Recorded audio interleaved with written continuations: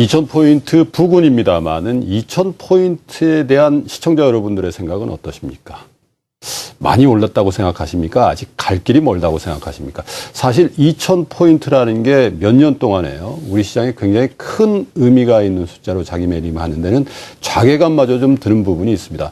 이 정도밖에 안 되나 이런 생각을 할 때가 많은데요. 2000포인트에 와 있는 우리 시장에 대한 큰 그림에 대한 진단을 한번 해보는 시간 갖겠습니다. KDB대우증권의 홍성국 부사장 모시겠습니다. 어서 오십시오. 안녕하세요. 부사장님, 저 여의도에서 제가 부사님 그 말씀하는 분들 얘기를 들어보니까 이 증권업계 미래학자다 이런 얘기를 하는 분들이 있어요. 감사합니다. 왜 그런 닉네임이 붙었나요? 좀 큰 그림이고, 예. 큰 그림, 그리고 구조적인 측면에서 좀 시장을 바라보고, 경제를 바라보고, 네. 사회를 바라보고요. 특히 이제 사회적인 현상이라든가 정치적인 현상을 또 시장과 접목하려고도 노력을 예. 오래 했습니다. 그러다 보니까, 그런 분들이 그런 말씀을 많이 했습니다. 오늘 저희 시청자 여러분들을 위해서 네. 미래를 좀 확실히 좀 보여주십시오. 네. 자, 2000포인트 어떻게 보세요? 이거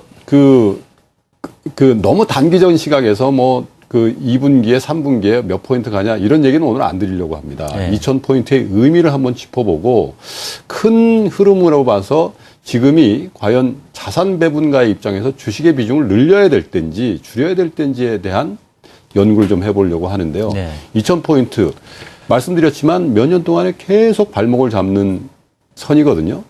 부사님 보시기 어떠세요? 지난 3년간 2000포인트 한 8번 정도 제가 보니까 갔다 네. 온 것 같습니다. 그리고 저점은 한 1800에서 2050까지 예. 왔다 갔다 해서 지금 상단에 있다 보니까 3년간의 어떤 관성 속에 있었던 분들은 1800 대비는 상당히 높은 부분들일 거고요. 네.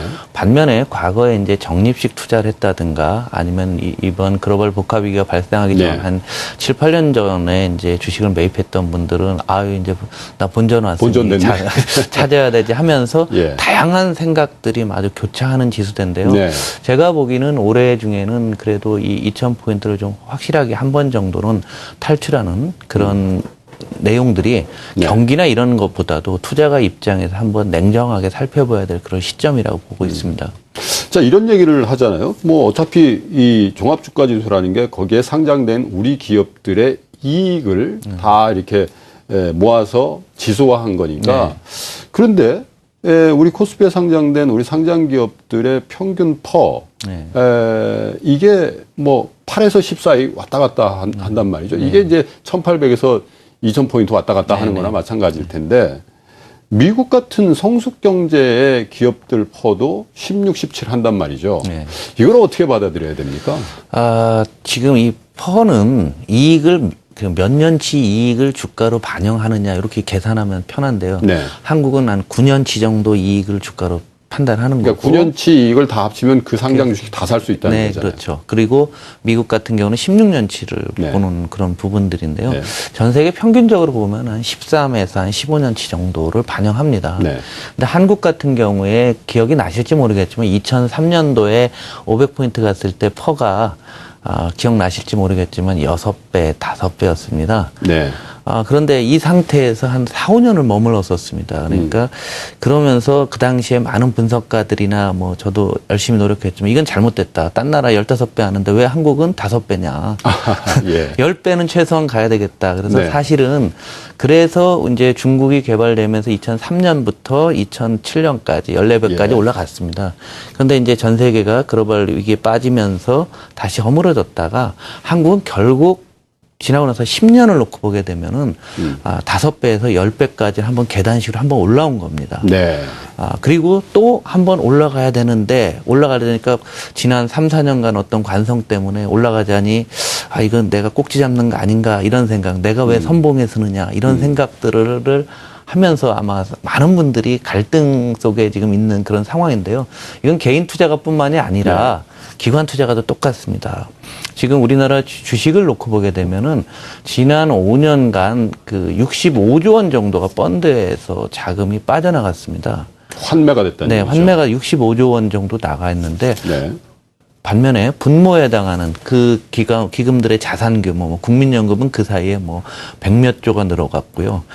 생보사들도 엄청 빠른 속도로 늘고 있고 공제들도 느는데 그나마 자금이 늘어나니까 주식 비중을 유지를 해야 되는데 있는 주식마저 환매를 했다면 네. 그 주식이 작은 겁니다. 그래서 네. 주가가 하락할 때마다 오히려 이런 기관들이 점점 주식을 더 많이 매입해 가면서 강한 지지를 형성하고 있는데요. 예. 한국의 개인 투자가 입장도 그렇습니다.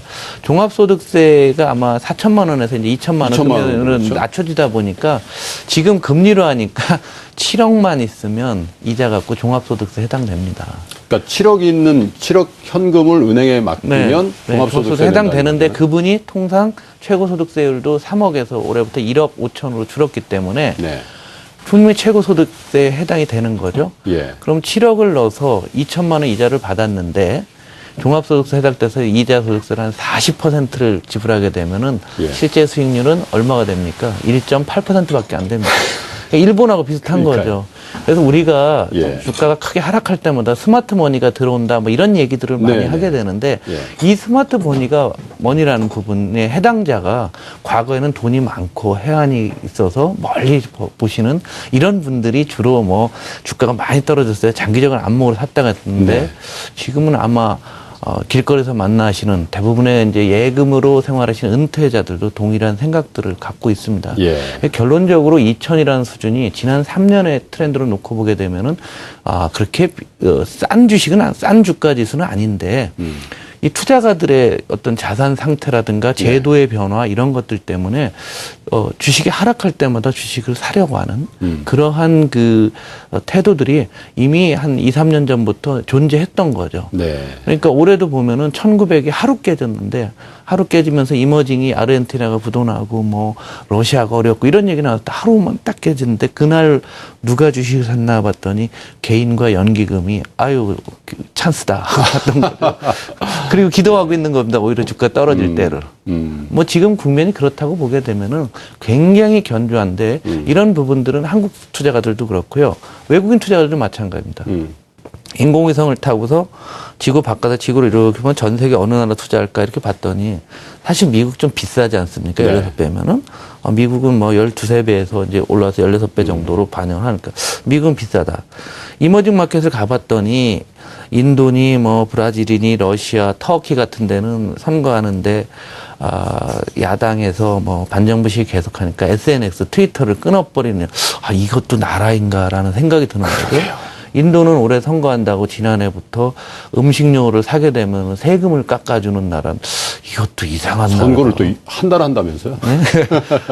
그러니까 사람들이 해외 투자했던 분도 내 재산을 이런 나라에 투자할 수 있나? 그러게요. 이런 생각을 외국인 투자가들도 하는 거고요. 예.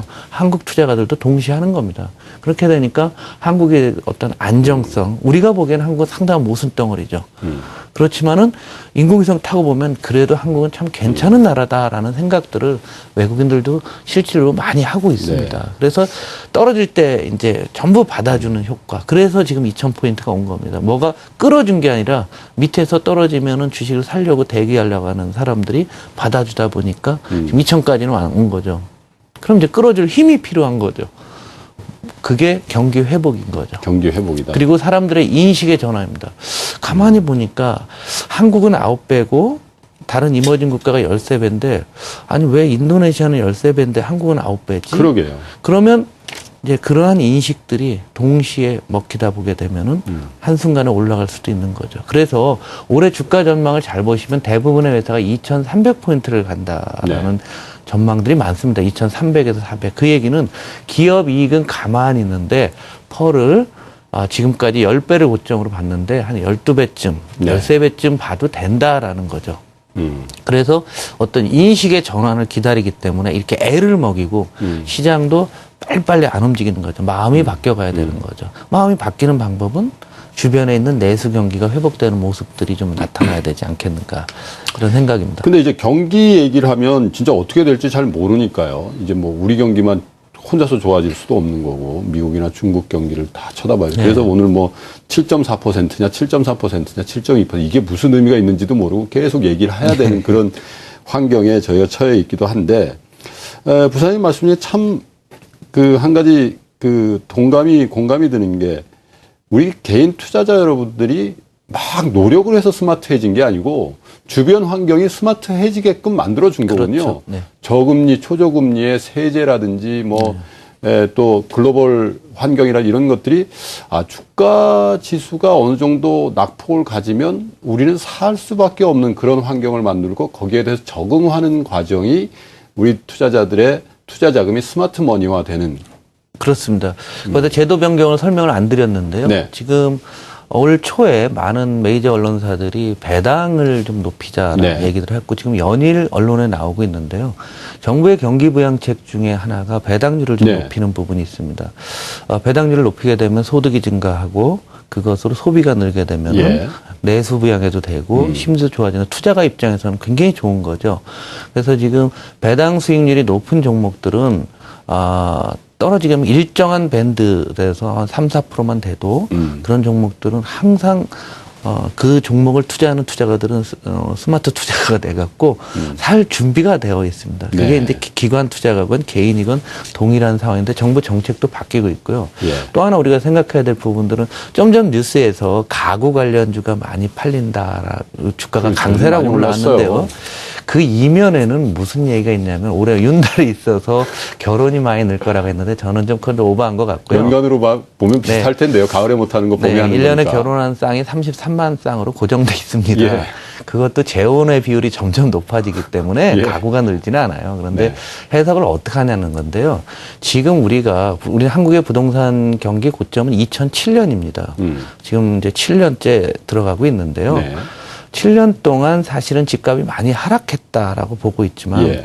지방은 다 회복을 했고요. 네. 오직 수도권, 예. 서울의 문제, 수도권 그렇죠. 서울의 넓은 평형의 문제인데요. 예.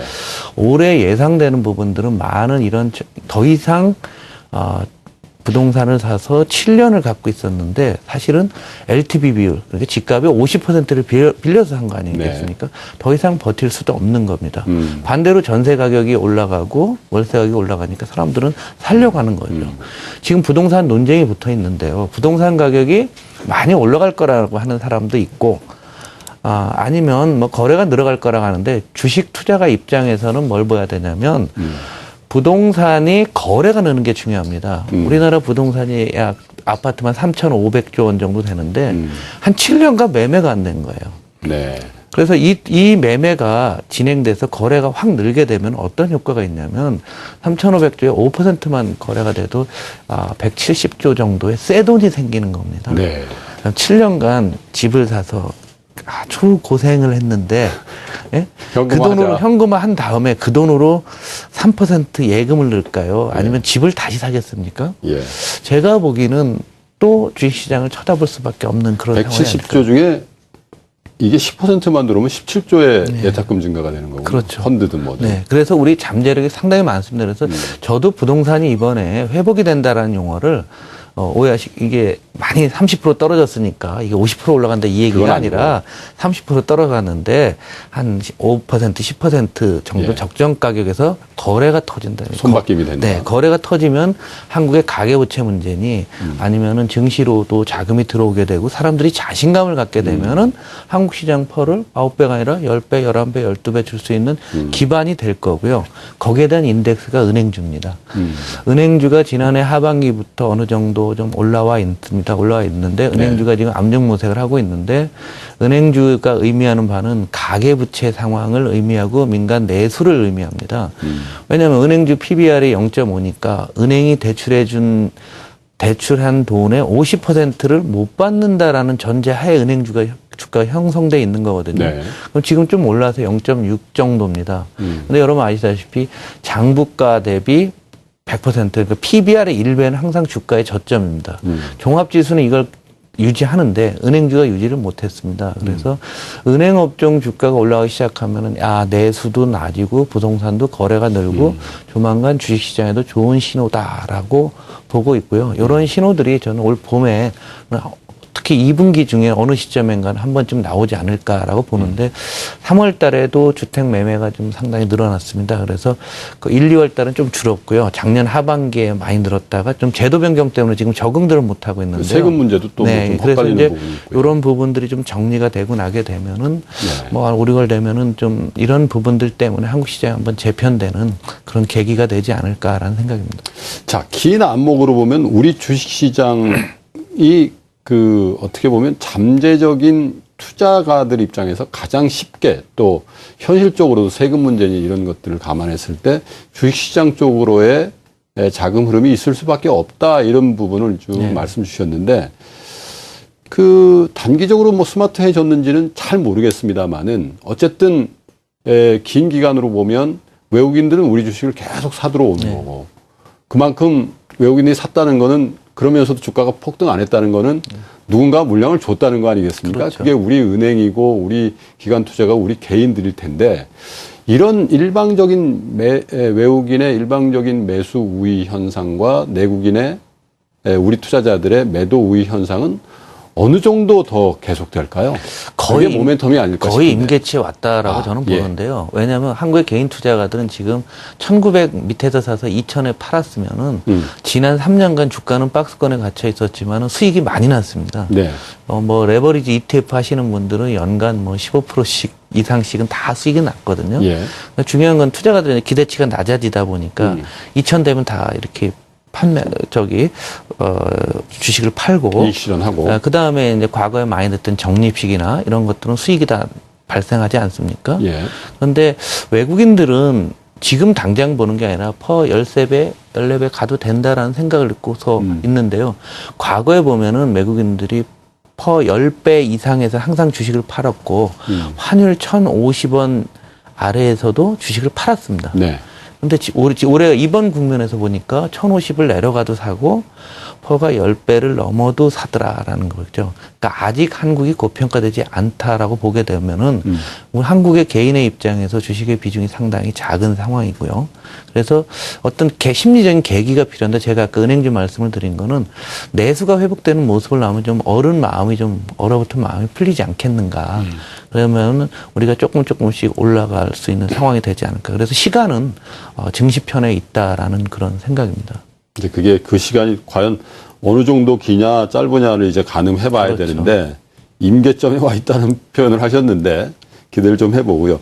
우리 주변 얘기를 좀 더 해봐야 될 것 같아요. 올해 들어서는 작년하고는 사뭇 다른 분위기가 이어지고 있죠. 네. 신흥국 증시의 상대적인 강세와 선진국 증시의 상대적인 하락세까지는 아니지만 신흥국 쪽에 비하면 최근 들어 조금 부진한 부분도 있고 특히 일본 같은 경우가 그렇습니다만은 큰 그림으로 봤을 때 이 같은 현상, 우리를 비롯한 신흥국 증시의 상대적인 강세가 올 내내 어떻게 진행될까요? 계속될까요? 아니면 일시적일까요? 저는 전 세계는 올해는 좀 호흡 조절하는 국면을 보고 있습니다. 네. 지난해까지 선진국 강세였고 올해 예상도 다 선진국으로 가자고 했었는데 선진국도 결국은 이제 돈의 힘에 취해서 나타났던 그러한 시장인데 이제 돈에 대한 부분에서 어찌 됐건 더 이상 공급을 안 하고 있는데 좀 문제들이 좀 발생하고 있는 게 뭐냐면 바로 디플레이션 우려입니다. 그런데 지금 물가가 올라가고 있는 나라는 사실 일본 어거지로 오르는 거지만 유럽 같은 데는 제2의 일본으로 될 정도로 물가 안 오른다 이거죠. 물가가 안 올라가니까 금리는 더 낮추게 되고 근데 문제는 그런 국가들이 다 고령화 국가이고 정부의 재정 적자가 누적된 재정 적자가 많으니까 위기가 와서 돈을 풀어서 어느 정도 정상화를 시켰는데 이걸 정상화된 상태를 유지하거나 올릴 힘이 구조적으로 없다라는 느낌. 그리고 미국은 참 대단한 거예요. 그래서 미국만 예외입니다. 미국은 이민자가 계속 들어오고 있고 인구 유입이 되니까. 네, 그리고 많은 학자들이 얘기하는 것은 미국의 어떤 혁신할 수 있는 사회적인 분위기. 앨런 머스크 보면은 태양광으로 자기네 그 아파트 솔라시티라는 회사를 해서 건물 옥상에다가 태양광 발전을 줘주고 그 전기를 집주인하고 나눠서 하는. 근데 제가 그건 누구나 생각했던 아이디어인데 그 태양광 발전소 가정에 있는 것을 담보로 해갖고 ABS 자산담보부 증권을 만들어서 팔았는데 그걸 금융기관이 샀다라는 얘기죠. 그런 문화가 있는 나라기 때문에 미국은 저도 10년 전에 미국이 상당히 어렵다라는 책도 썼었는데요. 최근에 미국에서 이런 혁신을 하는 그런 부분들을 보고 그걸 사회적으로 받아들이는 거는 네. 굉장한 시사점이 있고요. 우리도 그렇게 해보기 위해서 창조 경제를 하고 있는데 인식이 안 된 거죠. 한국에서 아마 그런 ABS 투자하면은 바로 조사 들어올 겁니다. KT 계열사의 문제도 ABM 문제도 있고 하니까요. 네. 자, 중국 얘기를 사실 모두의 경제 성장률 얘기를 했습니다만은 그런 구체적인 숫자를 또 말씀드리기는 뭐 불필요한 것 같고요. 중국에 대한 우려가 우리 증시에 알게 모르게 굉장히 많이 있지 않습니까? 제 1의 변수입니다. 예, 사실은. 그래서 네. 뭐 나름대로 이제 고수라고 하는 분들의 의견들을 이렇게 종합해 보면 어차피 중국은 한 번쯤 극심한 구조조정을 한번 겪고 나서 나갈 수 있는 경제 아니겠냐. 지금 20년, 30년을 고도성장을 했는데 이걸 어떻게 정비 없이 가냐. 그게 이제 아마 올해부터 시작해서 한 2, 3년 기간이 안 되겠나. 이런 걱정들을 많이 하는데 그 기간 동안에 우리 증시가 건강하게 버틸 수 있을까? 저는 이게 좀 걱정이에요. 다르게 보거든요. 예. 그게 아니고 2, 3년은 괜찮고 위기는 오히려 제 생각엔 4, 5년 후에 위기가 4, 올 5년 거라고 후에. 그것은 뭐냐면은 그걸 우리의 경제 발전 단계에서 나타났던 중진국 함정이라고 네. 지금 현재 이제 진입할 수 있는데요. 중국을 그 선진국이나 다른 이머징 마켓의 성장 스토리에서 같이 넣어서 봐서는 절대 안 됩니다. 안 된다.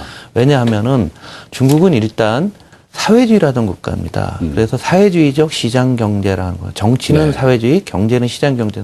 이 자체가 형용 모순입니다. 그러니까 이거부터 풀려야 됩니다. 이 모순을 쌓아가게 되면은 나중에 통제할 수 없는 그런 위기가 나올 수가 네. 있어요. 그래서 중국의 구조적인 모순은 정치적인 부분과 경제적인 부분 간에 미스매칭되는 그 말도 안 되는 이런 것을 하는 겁니다. 그래서 시진핑도 올해는 또 이걸 개혁한다라는 부분이 정치 개혁을 한다는 게 아니라 결국 말만 바꿨지 정좌 경우, 정치는 좌, 경제는 우, 정좌 경우라는 용어를 쓰고 예. 있는데요.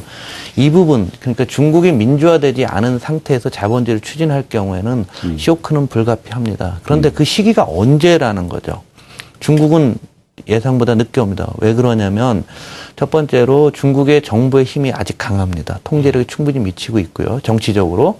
네. 두 번째는 정부의 부채가 지방정부, 중앙정부, 지방정부 부채 문제를 지금 많이 논의를 하고 있지만 GDP의 50%밖에 안 됩니다. 네. 우리나라보다도 오히려 더 안정적입니다. 세계에서 제일 안정적이고요. 세 번째, 외채 문제에서 아주 자유롭습니다. 외환보유가 3조 8천억 달러이기 때문에 환율을 누가 건들 수가 없는 부분이고요. 그다음에 이제 정성적인 요인으로 들어가게 되면은 중국은 세계적인 기업들이 상당히 많이 있고요. 이미 그 돈들이 세계로도 많이 분산을 해놓은 상태입니다.